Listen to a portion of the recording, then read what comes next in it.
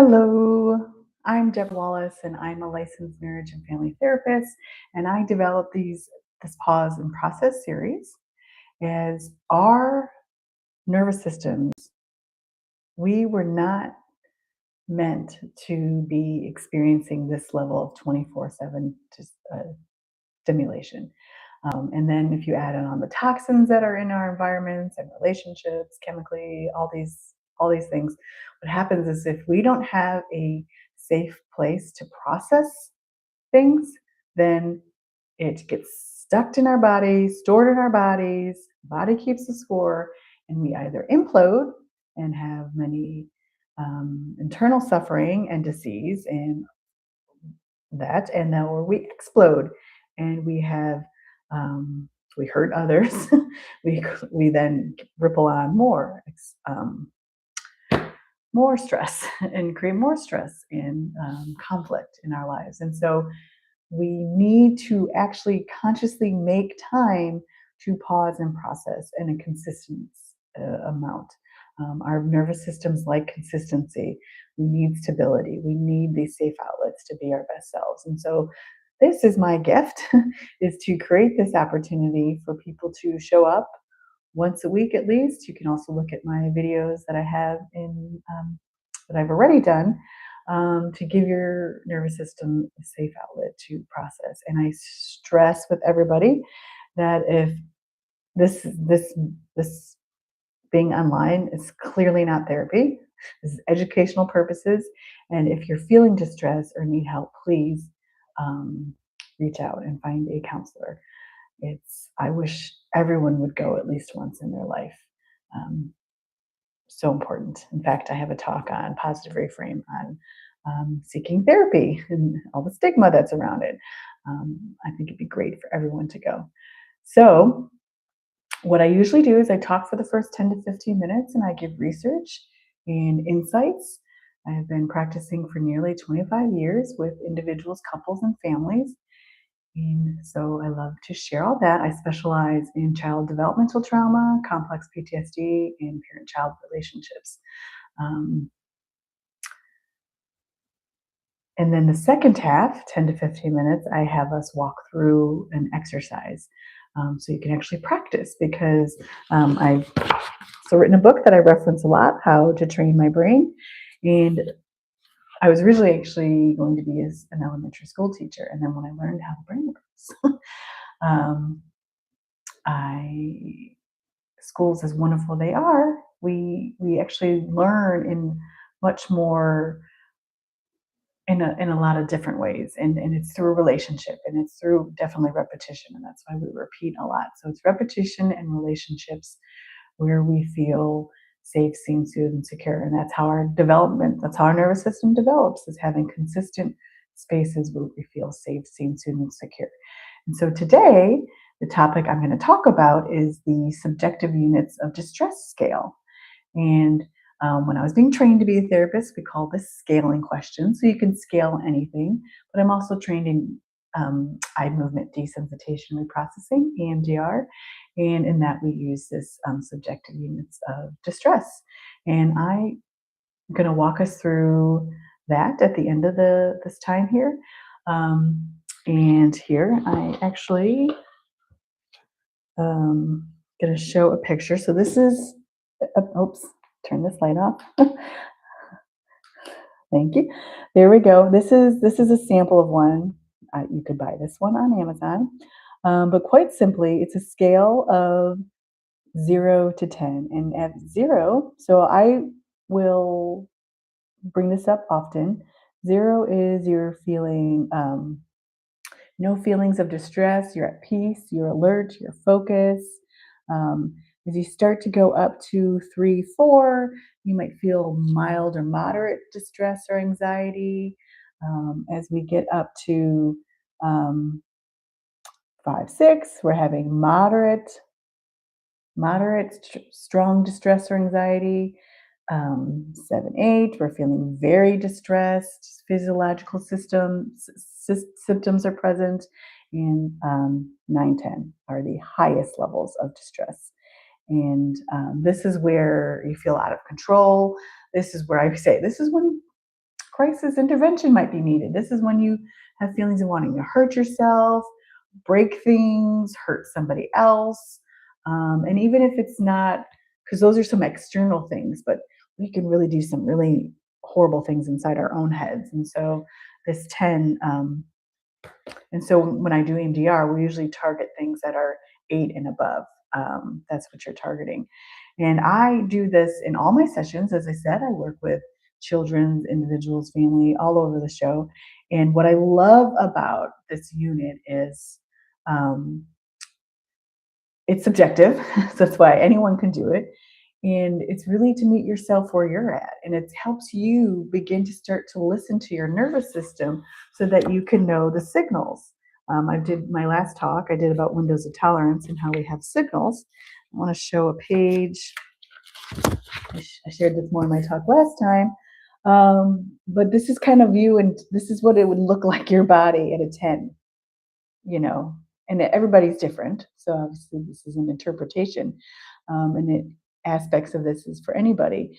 Yet our nervous system is communicating to us, letting us know when we need something, and we are so quick to plug in our phones and put them down. Or plug them in, but we don't do that for us. And that's why I'm doing this. We need to find spaces to process and to rejuvenate so that we can be our best selves. And when I use this scale, I tell everyone when I use it that 0 to 3 is where we want to be most of the time. And as a recovering perfectionist, it is not possible to always be in 0 to 3. I'm also trained in polyvagal and IFS, so some other words I'll throw out. I consider 0 to 3 range being closer to leading from self. IFS, there's 8 C's and 5 P's with that. And then with polyvagal, that's when our vagus nerve, we're in our ventral vagal. We're feeling connected, we're our best selves. Yes, that's home base. That's where we want to be able to do. And that's why we need these consistent and we need safe relationships so that we can get there. And we need tools to help us get there, which that's, and I'll also give nuggets on that, on what you can do to bring some peace and ease and bring your levels down. And so 0 to 3, that's where we want to be and what we want to at least get to consistently and know how to get there. And then I'll just show it again. And then when we get up to 4, 5, 6 levels, those everybody's different. That's we want to get to. That's actually where great learning. Like let's say at school, we get to those levels. Usually when we're there, it's predictable stress. You chose to, or at least you've accepted it's something you have to do. Think about like planning a wedding or running a marathon. Those are stressful things. We're gonna get stressed. You're gonna upset your partner. Your kids are gonna get mad. Those are stress. Kids are gonna get mad. You know that's gonna happen, and that's moderate. And there's different tools to do to get us out of there. Um, and I teach tools that families can do and couples can do, and more importantly, what you can do first. So that's what I'll focus on because the more that you can attune to your own nervous system and listen to what's happening inside of you, and you can do something, then you can get calm and come from your best self and then help influence every system you're in, every relationship you're in. So it's a win-win. So um, so that's levels about 5 to 6. And then if we're above a 7, 8, 9, I call that toxic levels. So if you're noticing your stress levels are at a 7, 8, 9, 10, the sooner we catch it, that is the warning. you, that is like so. I've actually done. I had to redo a talk because I had the warning come up here saying, there's disconnection. You have this yellow warning sign. We get those warnings, visuals, and our bodies are telling us warnings. And so if you're feeling that means you need to do something. And I tell all couples and parents, do not engage. Do not keep going. Like parents will tend to keep lecturing when their kid is at the 7 or you're at the 7 and keep telling them what to do. Couples keep going back and forth. And at that point, you are just in fight, flight, or freeze or fawn, or you're pulling up things from your past and you're just mirroring things that you learned. You're out of control. Nothing good is going to come in that state. I assure you, nothing. And so it's so important to come up with ways for you first, and you can't uh, fix something, you can't apply new skills to something that you're not even aware of. So the first step to change is awareness, which is why it's so important to pause and to listen to your nervous system and to take a take a read on where you're at.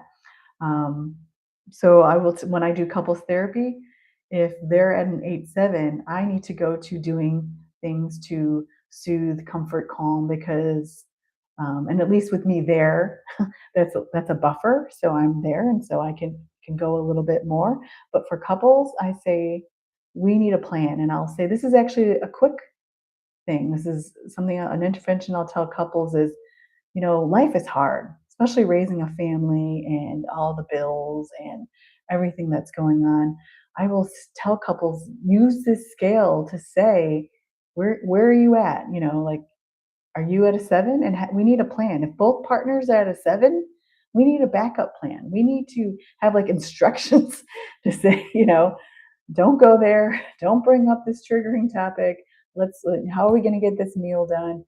How are we going to do such and such? How are we going to make it through? Get all the things we need to get done. Um, so that we don't add more stress to one another. We need backup plans like that. Whereas one partner could be a 2, and one's an 8, and so the one at the 2 is more grounded, more connected to their high functioning skills. In my book, I use an owl. You're more connected to your owl, and so then you're going to have more capacity and ability to hold space and nurture your partner and do the things that they need to feel safe, seen, soothed, and secure, so that they can come down and they need to let it out. The other key point that I make on this, and it's in my book as well, where once we've been activated and we're getting up to those higher numbers, especially 7, 8, 9, 10, it takes 30 minutes, bare minimum. And kids can sometimes bounce back quicker, but for adults, it could take weeks.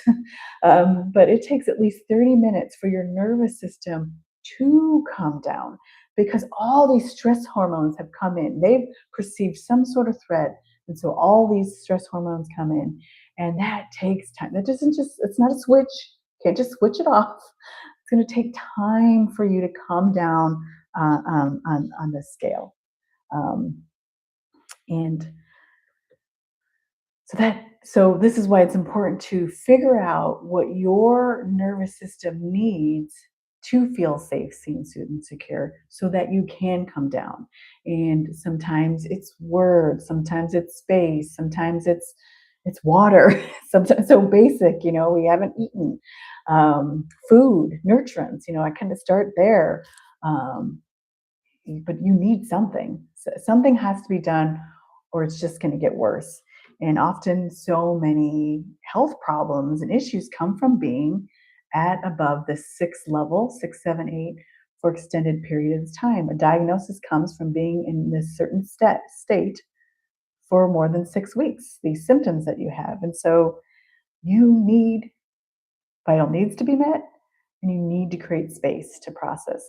Another metaphor I like to give, which I will walk you through, you listening to have you check in. But one more metaphor I like to leave with is um, like eating healthy foods, like a pineapple. Pineapple is healthy, and yet if someone just handed you a pineapple, you can't just eat it. And if you even tried to eat it, you would get sick. You know, you can't. You have to take time to cut off the sharp bits, to cut off the top. You have to put it in bites so that you can chew it in a manageable amount. And so it can go through your digestive tract. and pull out the protein. I mean, pull out the vitamins and the nutrients of whatever it is that you're eating. And this is what we're doing on a emotional level, a psychological level, a physiological level. It's helping you process, take what's happening, get to a level where you can make it manageable so that you can process it. And sometimes what came up you don't need and you can toss out in the garbage. But some things have vital data for us and we need to learn from and discover about us. And I talk about our, in my book, I talk about our low brain, middle brain, high brain. And so a lot of our core wounds in trauma, and trauma is anything that happens to us that's too much, too fast, too soon, and then you had no safe place to process, express, make sense of it, gets stuck in your brainstem. And so a lot of times people may be at a 7, 8, 9 at something that might seem small to somebody. Yet I can guarantee if you sat with me, there's something deeper. There's something in that brainstem that's now being activated and making this moment bigger. Might not make sense, but there is something bigger. So, so important to do this. So, I'm now just going to have us walk through and do this is kind of how I start all my sessions and have you check in to see what you think your stress level is at. So, first and foremost, I always start with breathing because breathing is our cheapest, freest, most accessible resource that we all have. So breathe in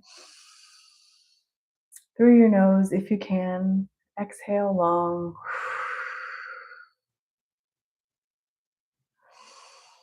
I tend to close my eyes because that feels soothing to me. Yet, if keeping your eyes open feels better for you, that's what you do.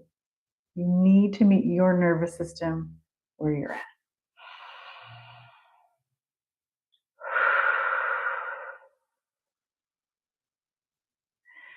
And I want you to take at least 2 or 3 more conscious, deep, nurturing breaths at your own pace.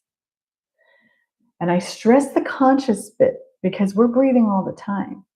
It's the energy that we bring to this consciousness that makes it more nurturing.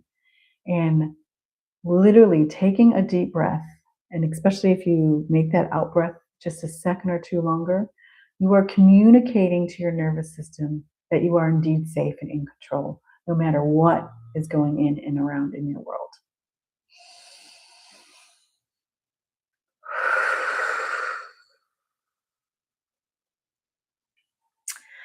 Now, I want you to now let's just do a scan, and I want you to check in where you think you are in your nervous system. So I'm going to pull up that scale again, 0 to 10. Oh, of course. There you go. So 0 is you are feeling peace, no distress, best self. So you're not noticing any tension, feeling relaxed, usually light, open. 3, you might start to feel a little mild anxiety. 4, feeling it a little bit more.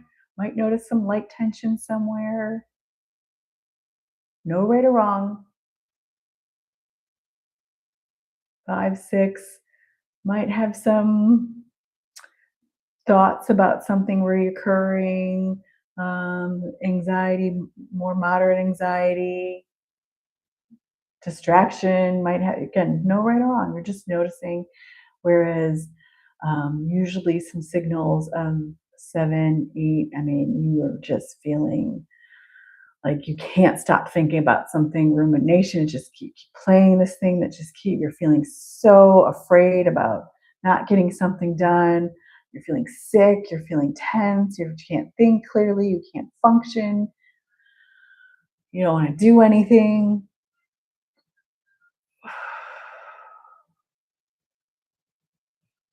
You feel like you want to hurt yourself or somebody. And again, that's you need to go to your local emergency center. Please, there are resources, they are out there, even when it feels like it's not. And it probably would make sense why it feels like no one's there or you're alone. um, which is even more reason why we need to reach out. And so, wherever you are at, um, if you were at a 1 to 3, then maybe just take a moment and think, what helped me be at a 1 to 3? But for me, I got to sleep in. Um, I practice what I preach, so I got to have my own personal therapy session. Um, I'm reaching some goals, so I'm there. Although I actually re-recorded, I was actually had started the live, and so many things were going. I was more as soon as I went to go on, it said failure. There was a mistake, error, and it made me. I was right a minute before I was supposed to start. I usually go on at 12:15 on Tuesdays, Central Time, and all of a sudden it was showing this error. Everything I'd done had set up right at the time was gone. I had to redo it, and so I was at a 4. I was like, oh, oh, oh, oh, this has happened before. I can do this. And then I got on and my words were jumbling. I was saying everything wrong. It just wasn't natural. I was like, you know what? Ending stream, redo. And that's what I chose to do. Take a deep breath, redo. So that's what I did there. And that literally just happened. And so usually taken when you're in that 4 5, usually just being able to take a deep breath. I have this other strategy I teach called my ABCs. Just acknowledge the frustration, take a deep breath, and what's a coping thought? Something that feels true. And to me, the thought came up, I can just redo. I can just restart. There's no need to suffer through this and then feel bad that it's not working. Um, just restart. And I also thought, most people aren't on anyway, so I really don't know. So no loss. I'll just redo it. And that helped me get back on. There we go. Um, and then if you're at 7, 8, 9, like that is where your nervous system is telling you you need to do more of this. And so if, like I said, if it's definitely 9, 10, please reach out for support. But 7, 8, 9, journaling is a wonderful way to just don't overthink, just let out whatever thoughts, feelings that are coming up. And that's, sometimes I don't even like to say journaling because I say journaling and for some people they're like, oh, that feels like such a thing. And I just think about venting on paper. It does not have to make any sense. Like, it doesn't have to be complete sentences. It can even be scribbling, to be honest. I do work in transgenerational trauma, and like I said, child developmental trauma. There could be a 3-year-old memory that's trapped in your brainstem, and sometimes just that scribbling on a sheet of paper is releasing. As silly as that sounds, that is what maybe your nervous system needs. Because movement, that's why I say processing. Processing, in talk therapy is talking out loud to somebody. Processing is writing. Processing is drawing. Processing can even be listening to an audiobook, a podcast, like giving you some new, like there's lots of ways to process. That's why I call my business Positive Reframe. It's not about being positive about all the time. It's about it's about being positive about also feeling negative, using that as data and finding positive ways to process, to get it out. There really are unlimited ways, and it's different for everybody. Whenever I work with anyone, I have to meet them where they're at, and I figure out what their interests, what lights them up. And those are the things we want to follow. And the tricky bit in our society is most of the things that light us up, people have judgments on. People are not supposed to do that. We're supposed to be working, blah, blah, blah. And so then you get torn and you don't do those things that you love, that light you up. Yet you need to. It is essential, even if it's just for 2 minutes. The nervous system needs these consistent outlets to regroup, refresh, and feel alive inside. I recently was diagnosed with cancer, and this is kind of, my mom passed away last year, is what really got me to start these because I knew I needed a place to share. And then getting cancer after that, just this is my legacy. This is the gift that I want to give everybody. So I really appreciate you listening and joining. And I hope I'm actually going to pause again, be quiet. I like to talk. and give you a moment to check in to what you think your body needs. So, wherever you are on that scale, I want you to take at least two, three more conscious deep breaths.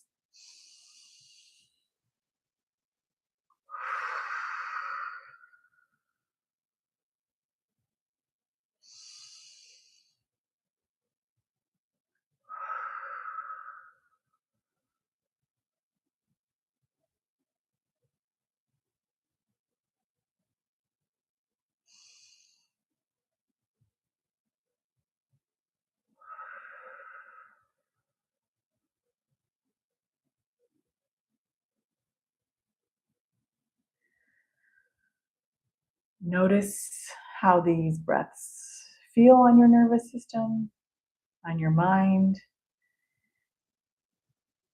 What can also happen when we start giving ourselves space, and why a lot of people avoid and don't do it, is because now when you finally get quiet, those things you haven't dealt with start cropping up, or all your strategies that you use to keep all that stuff down um, start firing up.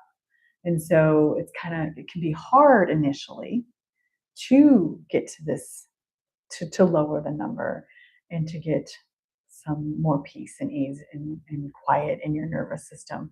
And so I do warn that of people, because anything new or unfamiliar that you are doing is initially first perceived as a threat in our nervous system. And so you're going to first kind of amp up a little bit. And so if you notice that, nothing's wrong with you, completely normal. So I'm going to have you take another breath in, take another two, breathing in through your nose, long exhale through your mouth.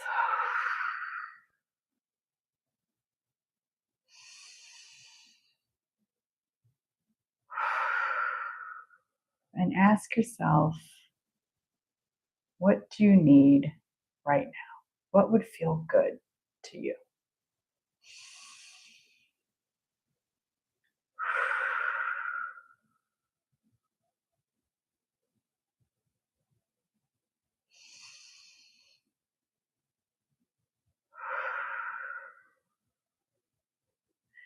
Again, no right or wrong. It may have been hard for you to think of something because you never do this.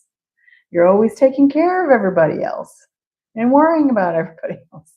Um, and if something did come up, another part of you may have said, "Oh, that's not possible. I don't have time. I don't have money." Yeah, that may very well be true. And that does not mean you don't still need that. And so I want you to make a commitment to yourself to do at least one thing in the step of that, of what you heard your body is needing from you.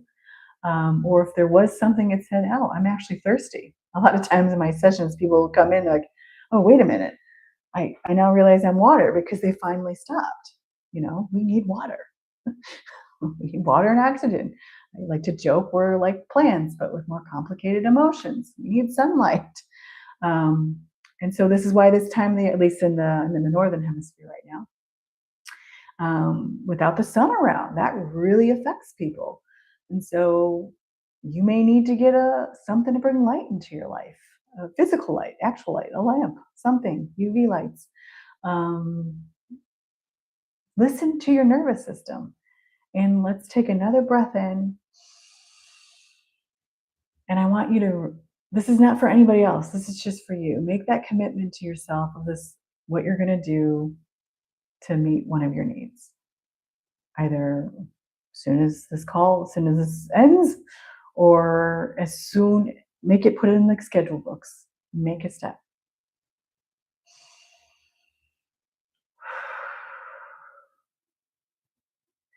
And a lot of times we want to start and say, okay, I'm going to do this every day.